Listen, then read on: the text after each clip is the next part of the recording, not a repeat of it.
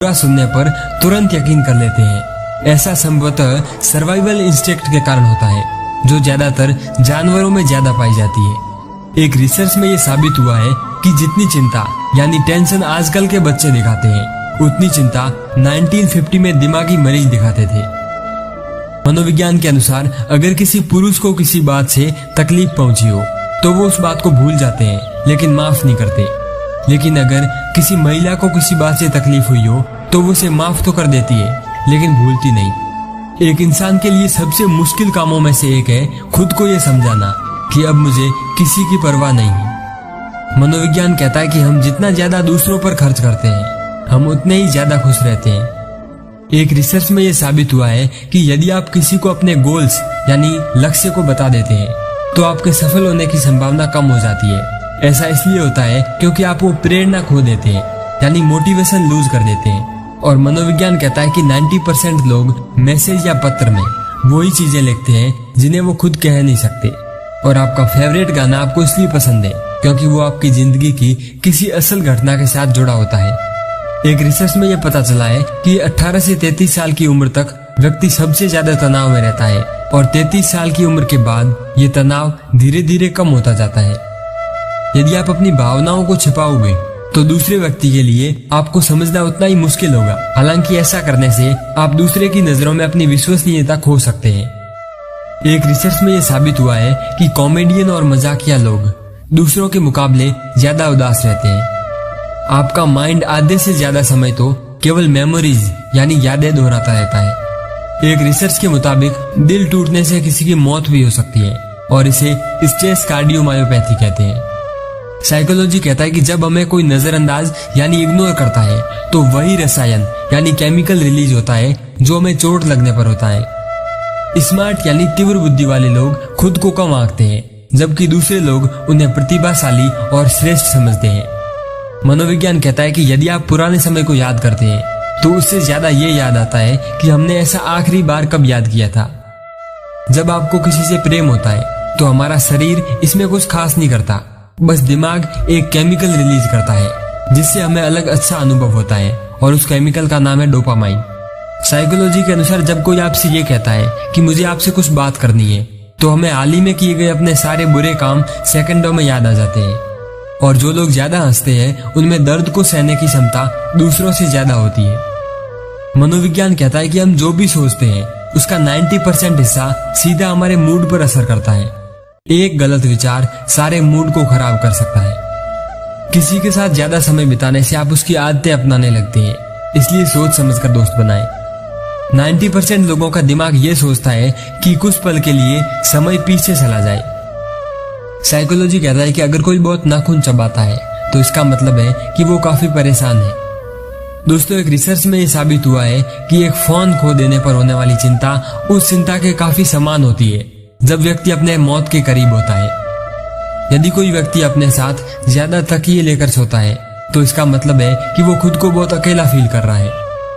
और साइकोलॉजी कहता है कि हम दिन की बजाय रात को आसानी से रो सकते हैं। यदि आप किसी के बारे में जागते हुए भी सपने देखते हैं तो इसका मतलब है कि आप उसे बहुत मिस कर रहे हैं। दोस्तों, कोई व्यक्ति आपसे कुछ बात छुपा रहा है या नहीं, ये पता करने की एक ट्रिक है वो जिस चीज को भी छुपा रहा है उसके बारे में बात करना शुरू कर दे। ऐसा करने पर वो हड़बड़ा जाता है, आंखें चुराने लगता है और इसी घबराहट में या तो वो चुप रहता है या फिर बोलता है, और वो भी सामान्य से तेज गति से। अगर एक व्यक्ति कम बोलता है लेकिन तेजी से बोलता है तो इसका मतलब है कि वो एक गोपनीय व्यक्तित्व वाला शख्स है जो ज्यादातर बातें अपने तक ही सीमित रखता है। अगर कोई इंसान छोटी छोटी बातों पर भी गुस्सा या चिड़चिड़ा हो जाता है तो इसका मतलब है कि उसे आपके साथ और प्यार की जरूरत है। और अगर कोई इंसान छोटी छोटी बातों पर भी रो देता है तो इसका मतलब है कि वो बहुत नरम दिल वाला इंसान है। अगर एक व्यक्ति बहुत ज्यादा सोता है तो इसका मतलब है कि वो अंदर ही अंदर घुट रहा है और किसी बात से ज्यादा दुखी है। मनोविज्ञान कहता है कि अगर कोई रो नहीं सकता तो इसका मतलब है कि वो इंसान भावनात्मक रूप से कमजोर है। रोना एक व्यक्ति को कमजोर नहीं बल्कि भावनात्मक रूप से मजबूत बनाता है। अगर कोई व्यक्ति असामान्य तरीके से खाना खाता है तो इसका मतलब है कि वो किसी बात को लेकर बहुत ज्यादा तनाव में है। लोगों की बोरिंग बातों को भी रीराइट करके उन्हें इंटरेस्टिंग बना सकता है। और मनोविज्ञान कहता है कि आप जिस तरह के गाने सुनते हैं उसी तरह से आप इस दुनिया को देखने लग जाते हैं। दोस्तों, आप ऑनलाइन आर्टिकल पढ़ते होंगे या बुक्स रीड करते होंगे, लेकिन एक रिसर्च में ये साबित हुआ है कि आपकी आंखों के लिए मोबाइल की स्क्रीन से पढ़ना उतना आसान नहीं होता जितना कि बुक्स को पढ़ना। और साइकोलॉजी ये कहती है कि सोने से पहले जिस भी इंसान के बारे में आप सोचते हैं वही व्यक्ति आपकी खुशी और दर्द का कारण है। प्रवचन मन से दुखी है। साइकोलॉजी के अनुसार दुनिया में ऐसा कोई भी पुरुष नहीं है जो है कि महिला से आकर्षित हो। साइकोलॉजी कहता है कि जितना ज्यादा हम किसी के बारे में बात करते हैं उतना ज्यादा हम उसे पसंद करने लगते हैं। एक साइकोलॉजिकल स्टडी में पाया गया है कि लोग अपना मोबाइल खो जाने पर ऐसे घबरा जाते हैं जैसे सामने वाला साक्षात मौत देख लिया हो। ह्यूमन साइकोलॉजी कहता है कि जो लोग बहुत जल्दी अच्छा दोस्त बनने का दावा करते हैं वह लोग बहुत ड्रामेबाज और चालाक होते हैं। ऐसे लोगों से थोड़ा दूर और बचकर रहना चाहिए।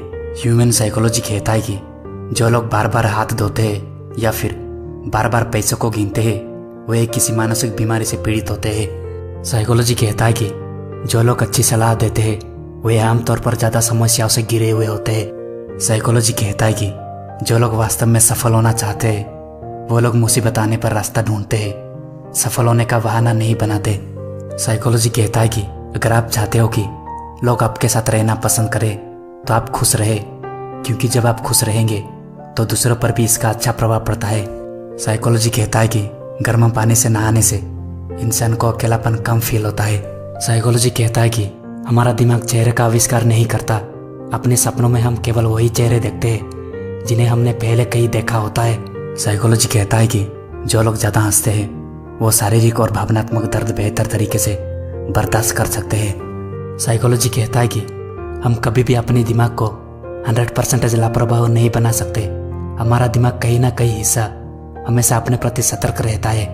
साइकोलॉजी कहता है कि हमारे फैशन और पहने हुए कपड़ों का सीधा संबंध हमारे दिमाग से होता है। जब हम अच्छे कपड़े पहनते हैं तो हमारा आत्मविश्वास बढ़ जाता है।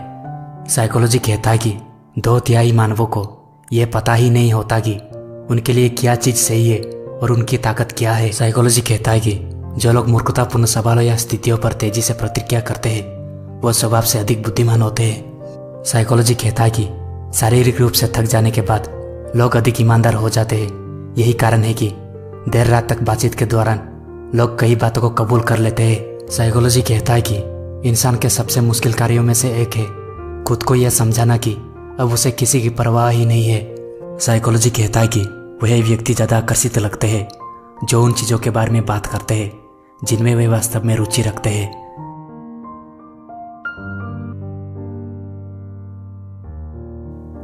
साइकोलॉजी कहता है कि हमारे सपनों में कुछ घटनाएं हमारी असल जिंदगी से जुड़ी होती है और कुछ घटनाएं ऐसी होती है जिसमें हमें कोई मतलब ही नहीं होता है। ह्यूमन साइकोलॉजी कहता है कि दिन के बजाय हम रात में आसानी से रो पाते हैं।